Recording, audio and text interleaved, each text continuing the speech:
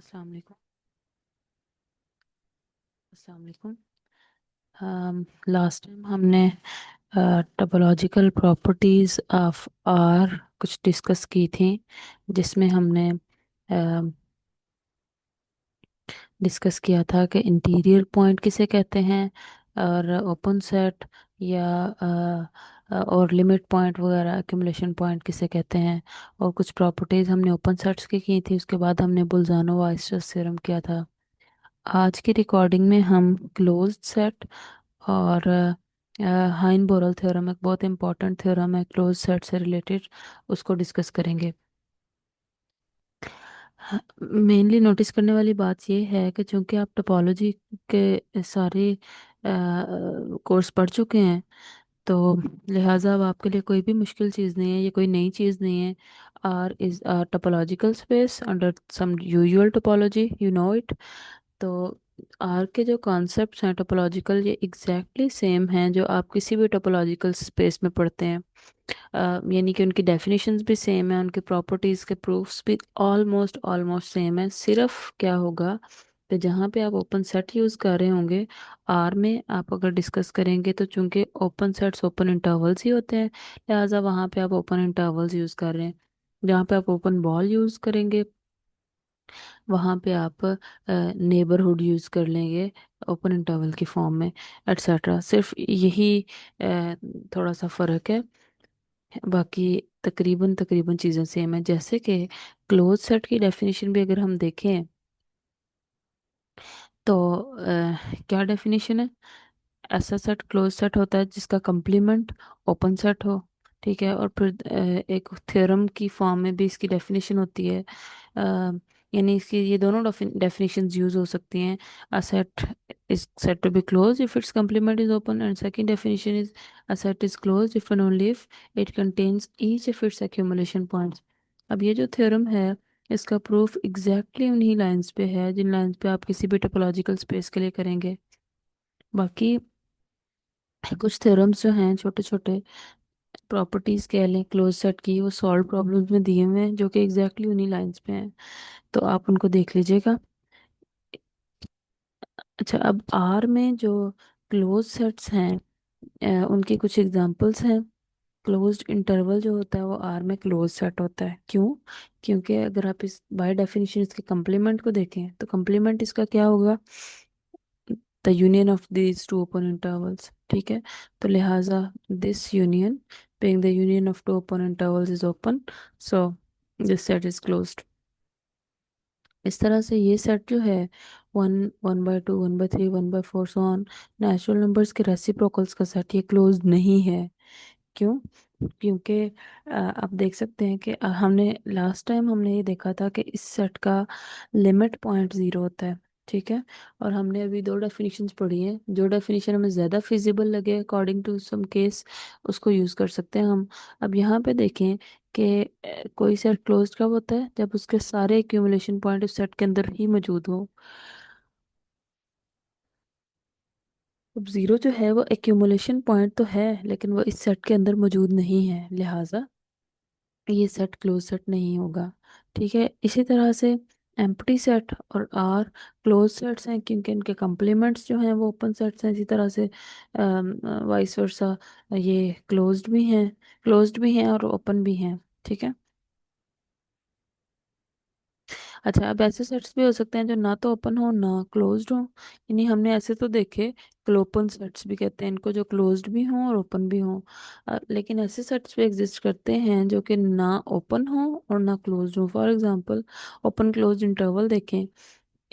अब ये जो है ओपन क्लोज इंटरवल, ये ओपन सेट नहीं है। क्यों ओपन सेट नहीं है? क्योंकि इसका जो मेंबर है बी, वो इंटीरियर पॉइंट नहीं है। ठीक है। और क्लोज्ड इस वजह से नहीं है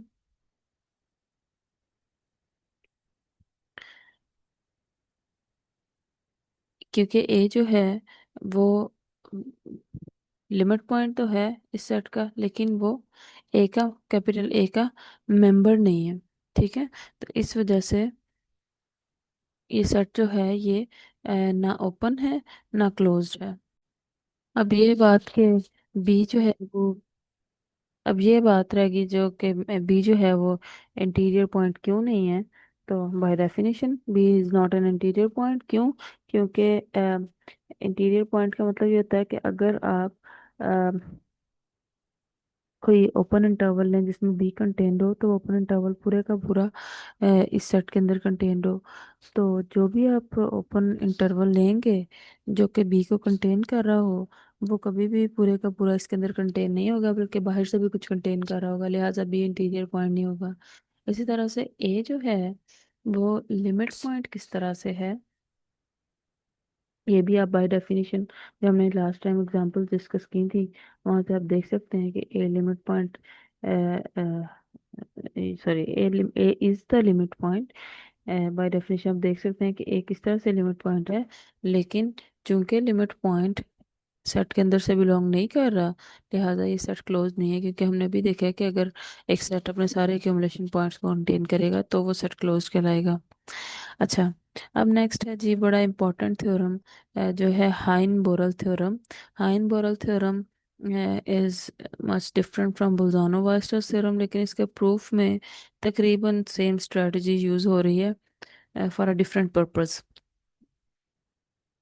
अच्छा, हाइन बोरल थ्योरम हमें क्लोज्ड बाउंडेड इंटरवल्स की एक इम्पॉर्टेंट प्रॉपर्टी देता है। इसके लिए हमें पहले एक डेफिनेशन समझने की ज़रूरत है। डेफिनेशन है cover of a set. Cover किसे कहते हैं? What is cover? तो कवर जो है, किसी सेट के कवर का क्या मतलब होता है? अ class of sets is said to cover a set A if A is contained in the union of the members of this collection. Simple. A कोई भी सेट है, ठीक है, और ए आई जो है वो कलेक्शन है कुछ सेट्स की, ठीक है। हम ये कहते हैं कि ये कलेक्शन इस सेट ए को कवर करेगी अगर इस कलेक्शन के कुछ मेंबर्स का यूनियन मिलके ए को कंटेन कर रहा हो। ठीक है, तो उस सूरत में हम कहेंगे कि ये जो कलेक्शन है ये कवर है इस सेट का, राइट।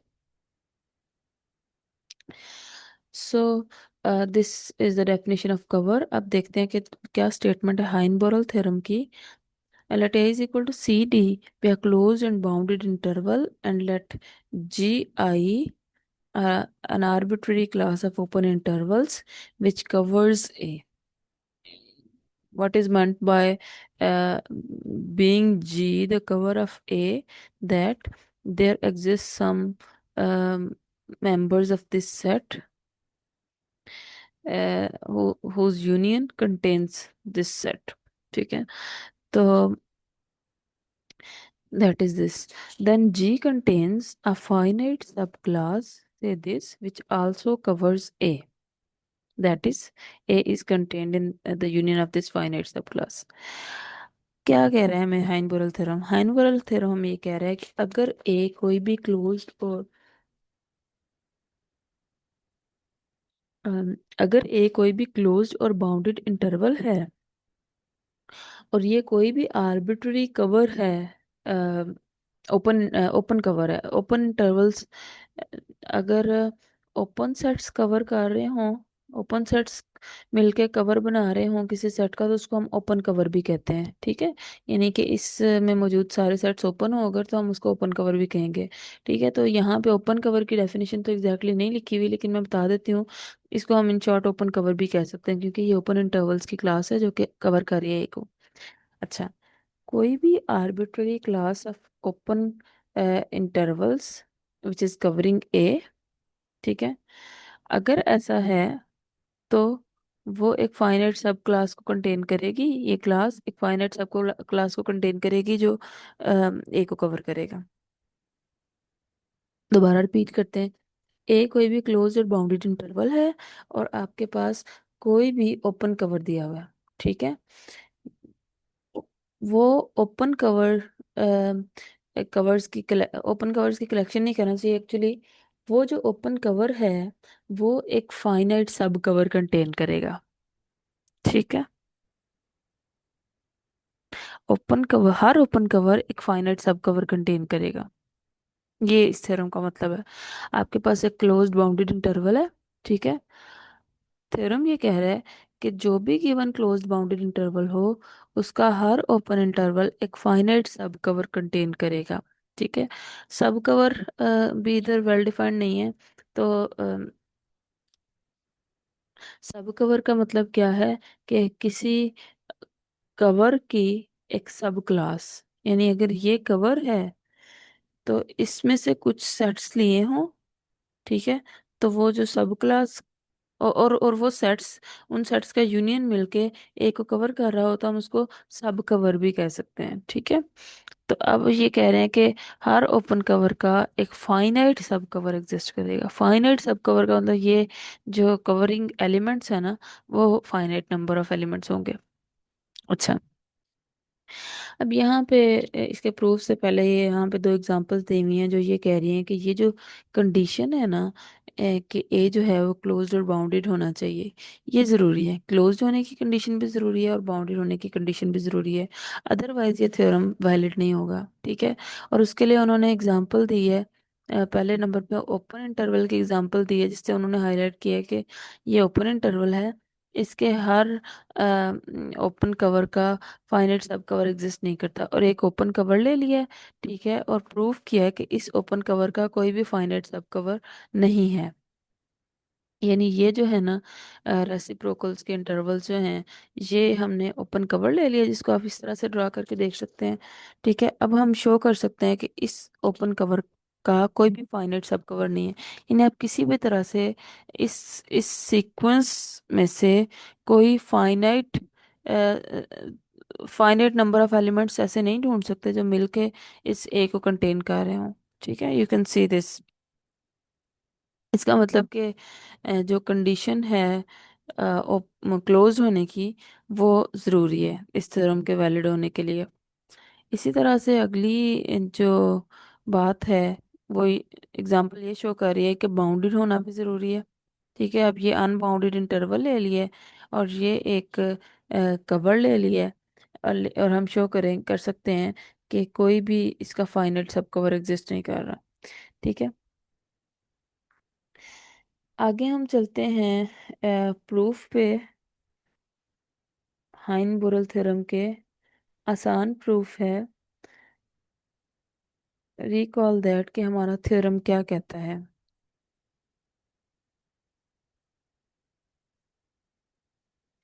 हमारा थ्योरम ये कहता है कि अगर हमारे पास कोई भी क्लोज्ड बाउंडेड इंटरवल हो, here is the theorem।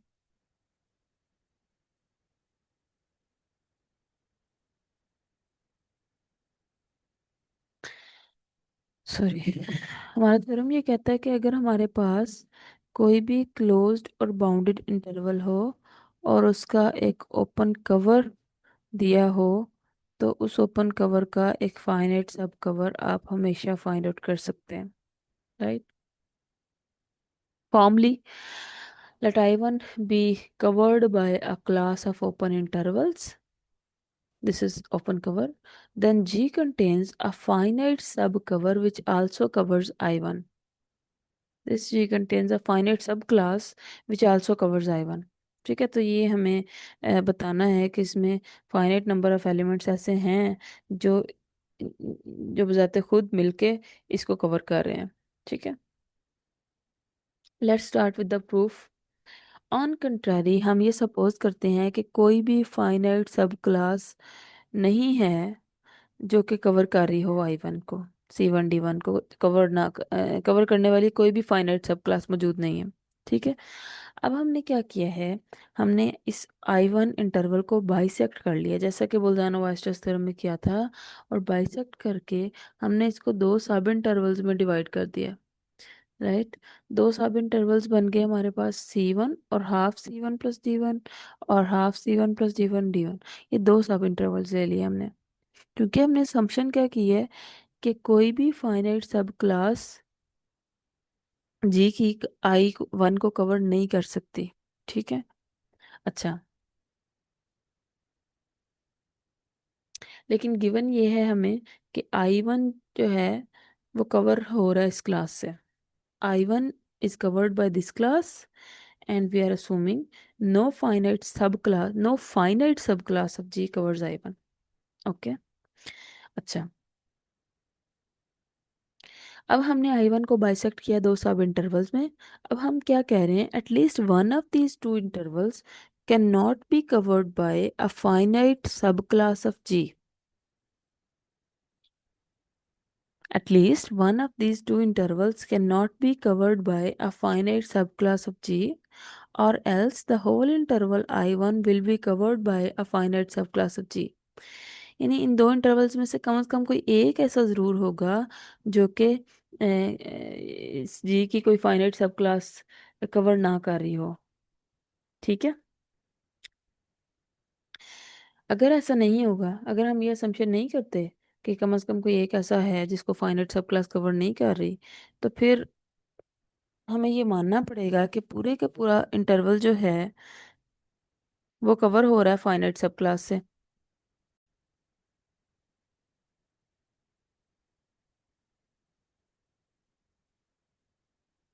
असल में हम यहाँ पे ये कह रहे हैं कि हमें ये मानना पड़ेगा कि इन दोनों में से कम कोई एक ऐसा ज़रूर है जिसको जी की कोई फाइनाइट सब क्लास कवर नहीं कर रही।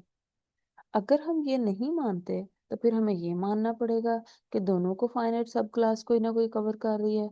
और अगर ये इन दोनों को कोई ना कोई फाइनाइट सब क्लास कवर कर रही है तो फिर अल्टीमेटली बात कहाँ तक पहुँचती है कि I1 को कोई फाइनाइट सब क्लास कवर कर रही है। ठीक है, लिहाजा हमें मजबूरन ये मानना पड़ता है कि इन दोनों में से कम कोई एक ऐसा ज़रूर है कि जिसको कोई फाइनाइट सब क्लास कवर नहीं कर रही। ठीक है, अच्छा, अब वो इंटरवल जिसको कोई फाइनाइट सब क्लास कवर नहीं कर रही इन दोनों में से, उसको हम I2 का नाम दे देते हैं। अगर ये है तो इसको I2 कह दें, अगर ये है तो इसको I2 कह दें। अच्छा, अब C2 D2 be one of the two intervals in one which cannot be covered by a finite subclass of G। अब अगेन जो I2 है, जो I2 बनाया है हमने, क्या किस प्रॉपर्टी के साथ, कि उसको कोई फाइनाइट सब क्लास कवर नहीं कर रही। ठीक है, तो I2 को बाइसेक्ट कर दें दो पार्ट्स में। अगेन, क्योंकि I2 को कोई फाइनाइट सब क्लास कवर नहीं कर रही, लिहाजा हमें ये मानना पड़ेगा कि I2 के जो दो पार्ट्स हैं उनमें से कोई एक ऐसा जरूर है जिसको कोई फाइनाइट सब क्लास कवर नहीं कर रही। वो जो ऐसा है उसको हम I3 कह लेते हैं। अगेन फिर उसको बाइसेक्ट करेंगे। ठीक है, फिर अगेन I4 बनाएंगे एंड सो ऑन। इसी तरह से चलते चलते हमारे पास एक नेस्टेड क्लोज्ड इंटरवल्स का सीक्वेंस आता जा रहा है। हर अगला इंटरवल पिछले इंटरवल्स के पिछले का सब इंटरवल है। तो इस तरह से हमारे पास नेस्टेड क्लोज इंटरवल का एक सीक्वेंस बन जाता है, इस तरह से कि हर आई एन इसमें से, हर आई एन जो है वो ऐसा है कि उसको कोई फाइनाइट सब क्लास कवर नहीं कर रही। ठीक है, और चूंकि इंटरवल्स को हम bisect bisect and so on करते जा रहे हैं, छोटा छोटा करते जा रहे हैं, तो ये अल्टीमेटली इनकी लेंथ्स जो हैं वो जीरो को अप्रोच कर रही हैं। ठीक है, तो यही बात यहाँ पे लिखी हुई है। by the nested interval property of the real numbers। Nested interval property क्या कहती है कि अगर इंटरवल्स कोई ऐसे हैं, नेस्टेड इंटरवल्स का आपके पास सीक्वेंस है, तो उस उनकी इंटरसेक्शन में जरूर कोई ना कोई कॉमन पॉइंट होगा। लेट्स सपोज वो पॉइंट पी है। ठीक है, तो so if there exist a point P in each interval I n, in particular P belongs to I one. P हर एक इंटरवल से बिलोंग कर रहा है, इन पर्टिकुलर आई वन से भी बिलोंग कर रहा है। क्योंकि जी जो है वो आई वन का कवर है। कीप इन माइंड कि जी जो है, थ्योरम की स्टेटमेंट में है कि जी जो है वो कवर है आई वन का। ठीक है, जी जो है वो आई वन का कवर है। There exist an open interval in G which contains P. अच्छा, कवर करने का क्या मतलब होता है कि जी के जो एलिमेंट्स हैं उनका यूनियन आई वन को अपने अंदर कंटेन कर रहा है। क्योंकि पी जो है वो आई वन का एक मेंबर है, लिहाजा उस यूनियन में से कम कोई एक ओपन इंटरवल ऐसा जरूर होगा जो कि पी को अपने अंदर कंटेन कर रहा है। ठीक है, let's suppose that interval is this which contains P. तो hence ai naught is less than p is less than bi naught। क्योंकि length of open interval zero को अप्रोच कर रही है, लिहाजा हम इसकी लेंथ को आई एन नॉट जो है उसकी लेंथ को हम इन दो नंबर से छोटा कर सकते हैं बाय द सेम रीजनिंग जो हमने पिछले थ्योरम में दी थी। ठीक है, तो इससे क्या पता चलेगा कि हमारा ये जो इंटरवल है आई एन नॉट वो एक सबसेट बन गया है इस इंटरवल का, ए आई नॉट बी आई नॉट का। ठीक है। अच्छा, अब ये क्या हो गया, आई एन नॉट एक इंटरवल है जो कि इसी कलेक्शन में से आ रहा है, नेचुरल इंटरवल्स में से, और वो जी के किसी एक मेंबर का सबसेट बन गया। ठीक है, यानी ये जो है ये इंटरवल जी का या आई एन नॉट को कंटेन कर रहा है। लेकिन आई एन की क्या कंडीशंस हैं, I n naught, I n naught this interval can not be covered by finite सब क्लास ऑफ जी। तो जी का तो हम यहाँ पे देख रहे हैं कि एक इंटरवल कवर कर रहा है आई एन नॉट को। ठीक है, तो लिहाजा ये तो कंट्राडिक्शन हो गई हमारी चॉइस की। लिहाजा हमें मानना पड़ेगा कि ये जो हमने शुरू में असम्पशन की थी कि कोई फाइनाइट सब क्लास एग्जिस्ट नहीं करती जो कवर करे आई वन को, फॉल्स थी और थ्योरम ट्रू है। So this is the Hein-Borel theorem, which is very important.